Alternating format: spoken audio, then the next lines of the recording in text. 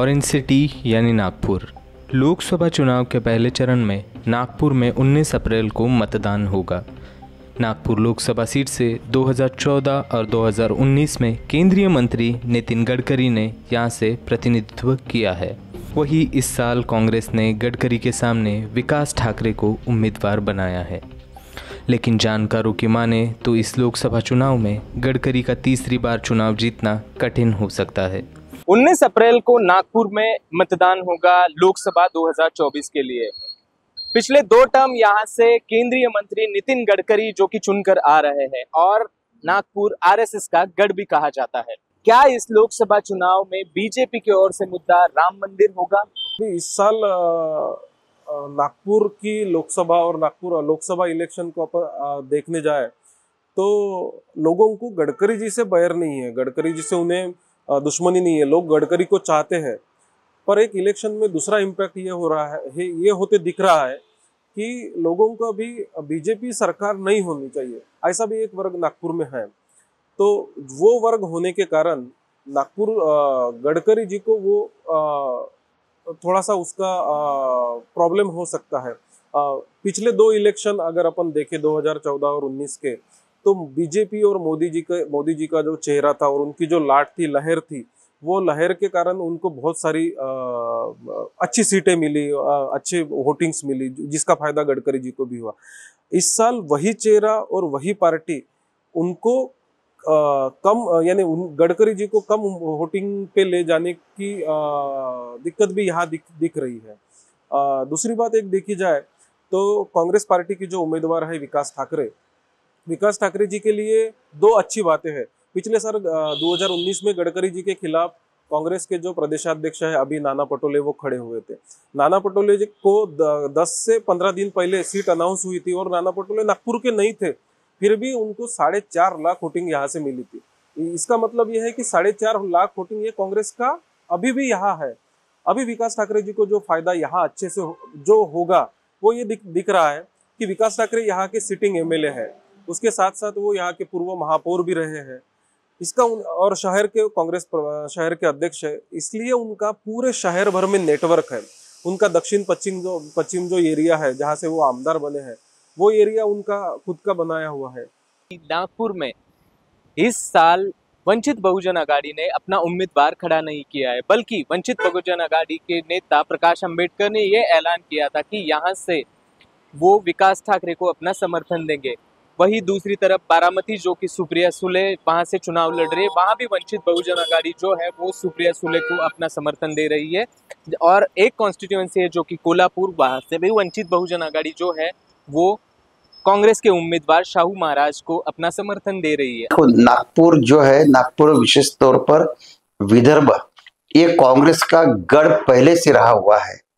ये पिछले 2 चुनाव के अंदर में ही यहाँ पर बीजेपी जीत के आई। उसके पहले नागपुर के अंदर में जो है कांग्रेस ही रही है। बीच के समय में सिर्फ 2 बार, अभी ये गडकरी साहब उसके पहले 2 बार बीजेपी के सांसद जीत के आए, नहीं तो जब से इलेक्शन चालू हुए तब से कांग्रेस के ही यहाँ पर खासदार जीत के आए। और मुझे याद है जब कांग्रेस संकट में आई है, इंदिरा गांधी जी के वक्त में हो, राजू जी के वक्त में हो, तब विदर्भ ने कांग्रेस को साथ दिया हुआ है। और वो ही विश्वास के साथ मुझे लगता है कि ये आने वाली इलेक्शन में भी नागपुर और विदर्भ के अंदर में कांग्रेस को अच्छा प्रतिशत मिलने वाला है, मुझे ऐसा लग रहा है। पिछले 10 साल में डेवलपमेंट पर आके सिर्फ और सिर्फ घोटाले और कुछ नहीं हुआ है। जिस तरह से नागपुर शहर का कॉन्क्रीटीकरण किया गया है, जंगल बना गया कंक्रीट का, 2-2 फीट के सीमेंट रोड बनाया, जिससे टेम्परेचर पे बहुत असर पड़ रहा है। आज ही देख लिया अप्रैल महीना और इतनी नागपुर शहर में इतनी भीषण गर्मी पहले कभी नहीं पड़ी जो इतनी अभी पड़ रही है। मार्च जून में और क्या हाल रहेगा पता नहीं। जिस तरह से पेड़ काटे जा रहे हैं इसके नाम पे, डेवलपमेंट के नाम पे जिस तरह पेड़ काटे जा रहे हैं। और सबसे बड़ा मुद्दा नागपुर का बोले तो 3.25 लाख यहाँ पे हलवा समाज के वोटर है। हलवा समाज के वोटर को 10 साल से इन्होंने बस धोखा दिया और उसके अलावा कुछ नहीं किया है। मेट्रो किसके लिए बनी है? लोगों के पास रोजगार नहीं है, लोगों के पास नौकरी नहीं है, लोगों को नौकरी से निकाला जा रहा है। मेट्रो पे कौन सफर कर रहा है? आम नागरिकों के लिए मेट्रो नहीं है।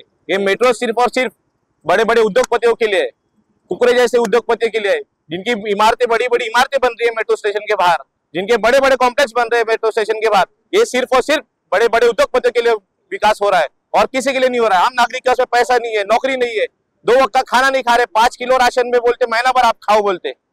ये किस तरह की तानाशाही है। पिछले इलेक्शन में यहाँ वंचित बहुजन आघाड़ी का उम्मीदवार था, एमआईएम का उम्मीदवार था। अभी वंचित बहुजन आघाड़ी ने यहाँ उम्मीदवार नहीं दिया, एमआईएम ने उम्मीदवार नहीं दिया। तो दलित और मुस्लिम, ये जो यहाँ का वोटिंग, दलित वोटिंग जहाँ तक देखे जाए नागपुर में, तो सेकंड लार्जेस्ट वोटिंग दलित कम्युनिटी का है। तो दलित कम्युनिटी इस बार वोटिंग किसे देगी? तो उनके पास दूसरा एक ऑप्शन नहीं है, वो कांग्रेस की तरफ पूरा वोटिंग शिफ्ट होने वाला है। तो 80 to 90% दलित वोट अगर कांग्रेस की तरफ शिफ्ट हुए तो इसका बेसिक फायदा विकास ठाकरे जी को होगा और उसका फटका थोड़ा सा गडकरी जी को बैठ सकता है।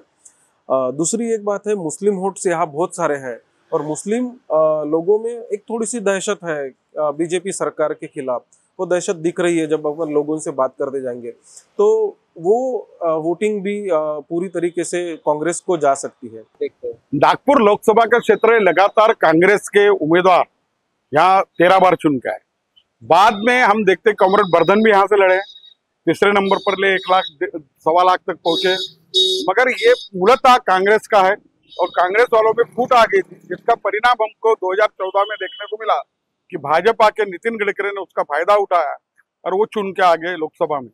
और उन्होंने जो एक लोगों को मोहिनी डालने का काम किया विकास के नाम पर, हम नागपुर की जनता के सामने रख रहे कि हमारे देश पर मनमोहन सिंह के रहते हुए 55 लाख करोड़ का कर्जा था, मगर मोदी के डिपार्टमेंट के कारण उसका विकास का जो नजरिया, उसके कारण यह कर्जा 205 लाख करोड़ पर पहुंच गया। तो मेन जिम्मेदार तो ये है, जो मेट्रो हमारे नागपुर में बनी है, हमारी नागपुर की जनता को 2042 तक हमको 2200 करोड़ रुपया ये टैक्स के रूप में देना पड़ेगा मेट्रो के लिए। तो ये हमारे ऊपर कर्जे का अंबार लगा दिया है। ये जनता के सामने हम बात रखें, मगर विशेष बात ऐसी है कि इंडिया आघाड़ी बनने के कारण, वो चाहे दलित रहे, अल्पसंख्यक रहे, एनआरसी का कारण अल्पसंख्यक रहे, दलित प्रकाश आंबेडकर ने भी यहाँ समर्थन दे दिया विकास ठाकरे को, जो कांग्रेस के उम्मीदवार है उनको, उसके कारण ये तमाम इकट्ठा हो गया। तो हमारी मान्यता ऐसी है कि 7 लाख के ऊपर विकास ठाकरे जा रहा, नितिन की अड़चन होगी, बीजेपी का वोट बैंक जो है वो 2.5 लाख 3 लाख के करीब है, और उनके लाभधारक जो हमारे बहुजन समाज से लेकर दलितों के, वो 1 लाख पकड़ ले तो 4 लाख के ऊपर नितिन के अब जाने की गुंजाइश नहीं। देखिए, लास्ट टाइम नाना भाऊ पटोले जो खड़े थे वो समय पर आए थे, हमारे नागपुर के बाहर के उम्मीदवार थे, उसके बावजूद भी गडकरी साहब को अच्छे तरह से उन्होंने फाइट दिया था। 2014 के कंपैरिजन में 2019 में उन्होंने कम से कम 50-60 हजार की लीड कम कर दिया था। उसके बावजूद भी अच्छी तरह से, उसके बावजूद भी हमारे विधानसभा के अंदर में जो इलेक्शन हुए हैं, आपको बताने में मुझे खुशी होगी कि देखिए 6 विधानसभा के अंदर में नागपुर में 2 विधानसभा के अंदर में हमारे ऑलरेडी कांग्रेस के उम्मीदवार जीत के आए हुए हैं। 2 विधानसभा ऐसी है नागपुर की जहां पर कि 2-3 हजार से हमारे उम्मीदवार थोड़े से रह गए थे। अभी जहां पर दो जगह पर थोड़े से बच गए थे, जैसे साउथ नागपुर के अंदर में मैं खुद खड़ा था, उस वक्त में वंचित हमारे खिलाफ में था, आज वो हमारे साथ में है। मेरे वक्त में 3-4 अपक्ष खड़े थे, उनके 20-25 हजार टोटल जो है वो आज हमारे पास में प्लस हो गई है। मध्य नागपुर के अंदर में एमआईएम ने कम से कम 10,000 वोट ले लिया था, आज एमआईएम भी खड़ी नहीं है, वो भी वोट हमारे पास में प्लस है। उसके बाद में दक्षिण पश्चिम जो मतदार संघ है, वहाँ से विकास भाऊ ठाकरे, ये हमारे 4 बार नगर सेवक रहे, उसके बाद में दक्षिण पश्चिम से वो विधायक बने। उनका अच्छा जनसंपर्क जो है पश्चिम नागपुर के दक्षिण पश्चिम के अंदर में अच्छा जनसंपर्क है। कहने का मतलब कि 6 में से 5 जगह पर कांग्रेस को लीड 100% मिलने वाली है। पूर्व नागपुर की जो लीड है हमारे 4 विधानसभा जो है वो भर के निकालने वाली है। उसके अलावा भी प्लस पॉइंट ये है, विकास भाऊ ठाकरे नागपुर शहर कांग्रेस कमेटी के पिछले 8-10 साल से वो यहाँ के अध्यक्ष है।